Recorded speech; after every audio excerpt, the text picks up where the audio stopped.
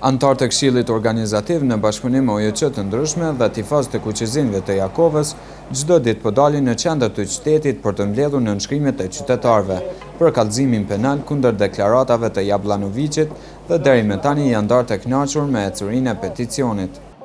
Kemi mbledh mbi 7.000 nënshkrime. Ne do të vazhdojmë për shkak se kemi edhe pengesa të motit, do thotë është ftoftë dhe kuptohet që janë kushtet jo të mira për më punu. Ne do të mundohem me vazhdu edhe 3-4 ditë tjera, mbasi që kemi dhënë premtimin. Pasi t'i mbledhin nënshkrimet organizatorët do marrin hapa të tjera në institucionet gjyqësore të Gjakovës dhe deri tek avokati i popullit, tha Driton Dobruna, antar i Këshillit Organizativ. Atëherë në prokurori do t'i dërgojmë këto kallëzime penale, duke bashkangjitur edhe një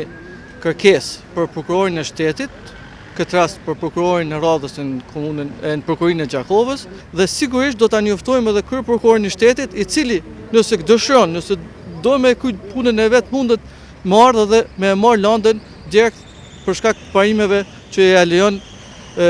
kodi i procedurës penale. Në rast se respektohet pushteti gjyqësor në Kosovë dhe nëse nuk do të ketë ndërhyrje dhe përzierje në punët e saj nga ekzekutivi apo çfarëdo institucioni tjetër, atëherë ne besojmë se atër puna do shkojë mirë, sepse Jablanovic ka kryer vepër penale sipas Nenit 147 paragrafi numër 1 të Kodit Penal të Republikës së Kosovës dhe ka shkelur Nenin 23 të Kushtetutës së Republikës së Kosovës, thanë organizatorët e peticionit.